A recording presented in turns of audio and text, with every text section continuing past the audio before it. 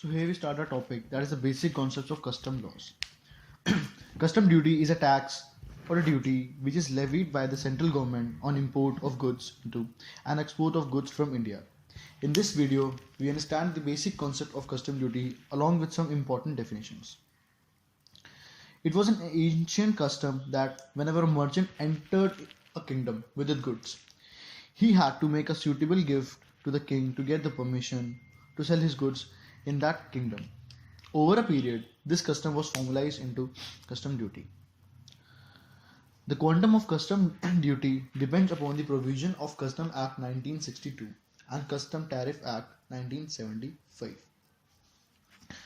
Besides this, one has to consider the custom rules, custom notifications, custom circulars, custom manual 2012, trade notices, case laws, and annual Union Finance Act to understand the concept of custom laws.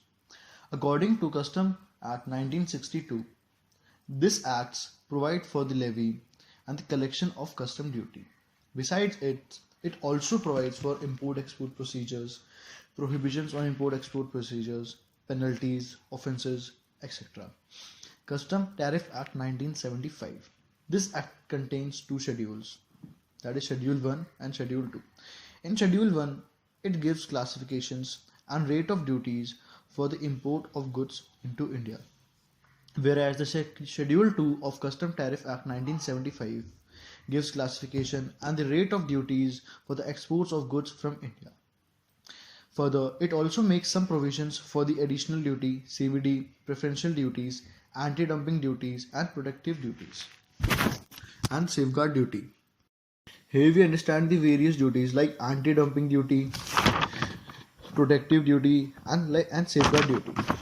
In anti-dumping duty, if an article is exported by an exporter or producer from outside India to India at less than its normal value, the central government can impose anti-dumping duty on such transactions. It can be imposed by issue of a notification under Section 9 of the Custom Tariff Act. This anti-dumping duty cannot exceed the margin dumping in relation to such article. Safeguard duty. Under Section 8B of the Custom Tariff Act 1975, the central government can impose safeguard duty. This duty can be imposed on specified goods, imported goods, if the central government is satisfied that the goods are imported in such increased quantities and under such conditions that they are causing or threatening to cause serious injury to the domestic industry. Protective duty. As per the Section 6 and 7 of the Custom Tariff Act 1975, protective duty is effective from the date specified in the first schedule of the Custom Tariff Act. It is a duty that is imposed on imported goods for the protection of interest of any industry in India on the recommendation of Tariff Commission. In the next subtopic, there are the various rules that are laid by the Custom Act 1962. According to Custom Act 1962, Section 156 empowers the central government to make rules relating with the provision of the Act. Following are the rules framed by the central government. Custom Valuation Rule 2017, that is the determination of value of imported goods. The next rule is Custom Valuation Rule 2007. In this, there is the determination of the valuation of the exported goods. The third rule is Custom Valuation Rule 1988, that is for the valuation of imported goods for computing the quantum of the duty payable. The fifth rule is Custom and Excise Duties Drawback Rule 1995. This rule provides the mode of calculation on rate of duty drawback on export. The next rule is Baggage Rule 1988. This rule describes the rules and allowances for bringing in baggage and from abroad by the Indians and the tourists. The next is Custom Rule 1996. This rule provides procedure to be followed when the goods are imported for export purposes. The last rule is Export Manifest Vessels Regulations 1976. Now we discuss about some regulations under the Custom Act 1962.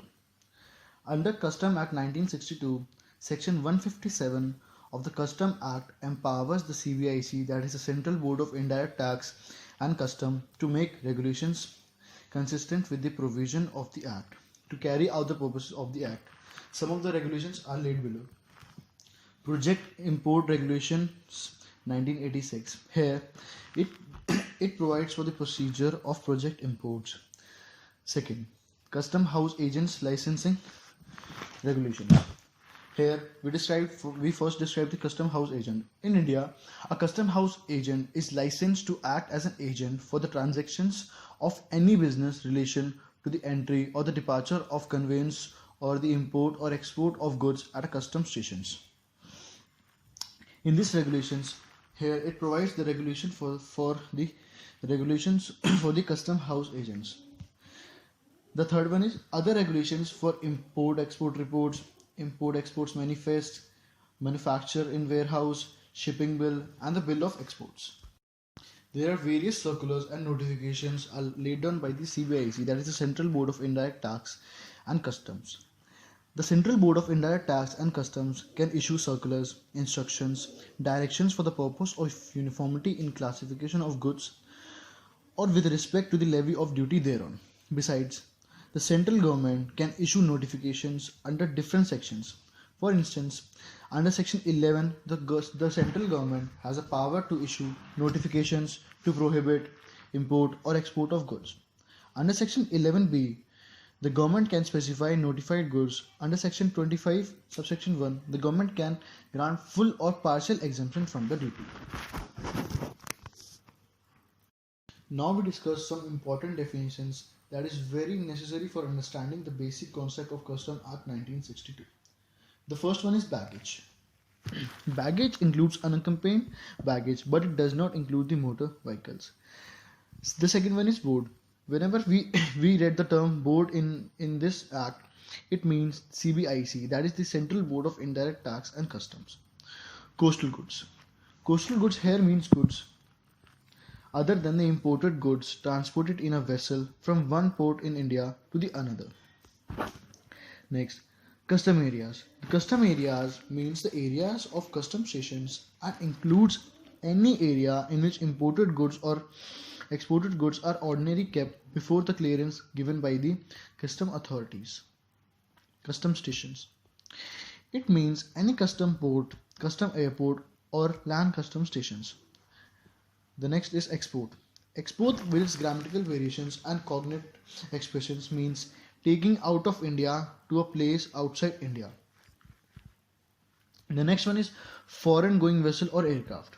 Foreign going vessel or aircraft means any vessel or aircraft for the time being engaged in the carriage of goods or passengers between any port or airport in India and any port or airport outside India, whether touching any intermediate port or India or airport in India or not. It includes any naval vessel of a foreign government taking part in any naval exercise or any vessel engaged in fishing or any operations outside the territorial waters of India, or any vessel or aircraft proceeding to a place outside India for any purpose whatsoever. The next term is goods. Here the good includes vessels, aircrafts, vehicles, stores, baggage, currency and negotiable instruments, and any kind of movable property. Here it may be noted that for anything to be called as goods, it must be movable and marketable. The next term is import. Here import with its grammatical variations and cognate expressions means bringing into India from a place outside India. The next term is India, which is very important in this aspect. Here India includes the territorial waters of India, that is the portion of sea that which is adjacent to the shores of India, 12 nautical miles from the baseline. Here 1 nautical mile is equals to 1.853 kilometers. As a consequence, export is complete only when the goods cross the territorial waters, and import is complete as soon as the goods enters into the territorial waters. Sovereignty of India extends to the territorial waters and to the seabed and subsoil underlying the airspace over the waters. The next term is Indian custom waters. It is the area beyond 12 nautical miles up to the 24 nautical miles from the baseline of the India. Here 1 nautical mile is equals to 1.853 kilometers. The central government has been empowered to make measures in Indian custom waters for the security of India and immigration, sanitation, custom, and other fiscal matters. A custom officer has a power to arrest any person within India as well as within Indian custom waters. Besides, any ship or vessel can be stopped and searched within India as well as within the Indian custom waters. If such ship or vessel does not stop, it can be fired upon and be confiscated. The last term in this subtopic is exclusive economic zone. It extends up to 200 nautical miles from the baseline. In this zone, India has exclusive right to exploit it for economic purposes like power generation, fishing, oil exploration, mineral resources, and scientific research. Beyond 200 nautical miles, the area is known as high seas. All the countries have equal right in the high seas. Now we further understand what are the functions of the custom department. Indian custom departments handles important tasks. Some of them are given below. That is the collection of custom duties on imports and the exports as per the custom act and the custom tariff at 1975. The next function of custom department is international passenger clearance. Next, prevention of smuggling including interdiction of narcotic drug trafficking. Fourth, discharge of agency functions and enforcing prohibitions and restrictions on imports and exports under the various legal enactments. Last one, enforcement of various provisions of the custom acts governing imports and exports of cargo, baggage, postal activities, and arrival and departure of vessels, aircrafts, etc. The last topic of this video is that what is a taxable event for import and export of goods. Goods become liable to import duty only when there is import into India, and goods are liable for export duty when there is export from India. Now we understand that what is a taxable event in case of import. Import is completed only when the goods cross the custom barriers. In the case of import, taxable event is the day of crossing custom barriers and the bill of entry for the home consumption is filed. The rate of duty and the tariff valuation applicable to imported goods shall be rated and valuation in force at one of the following dates. In case 1, that is the case of goods entered for home consumption, the rate and valuation in force is on the date on which a bill of entry in respect of such goods presented. Whereas in case of warehouse goods, the rate and valuation in force is on a date on which a bill of entry in respect of such goods is presented for clearance from warehouse for home consumption. In case 1, if a bill of entry has been presented before the date of entry inwards of the vessel or the arrival of the aircraft or vehicle by which the goods are imported, the bill of entry shall be deemed to have been presented on the date of such entry inward or the arrival as the case may be. So next one, taxable event in the case of export. Export is completed only when the goods cross the territorial waters of India. Even if the export duty is collected before ship leaves the port, it does not mean that the taxable event has taken place. One can say that the duty is collected in advance. If the goods are exported and the ship sinks within a territorial waters, it does not amount to export and the export duty is not applicable. Here, in simple ways, the taxable event in case of export arises only when the vessel or ship reaches the custom barrier of the particular country. Thank you. I hope you liked the video. So here we start our topic, that is the basic concepts of custom laws. Custom duty is a tax or a duty which is levied by the central government on import of goods into and export of goods from India. In this video, we understand the basic concept of custom duty along with some important definitions.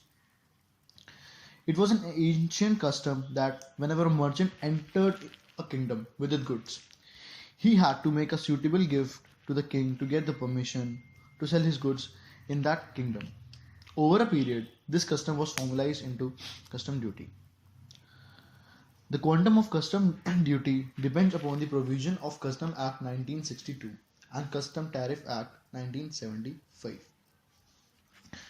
Besides this, one has to consider the custom rules, custom notifications, custom circulars, custom manual 2012, trade notices, case laws, and annual Union Finance Act to understand the concept of custom laws.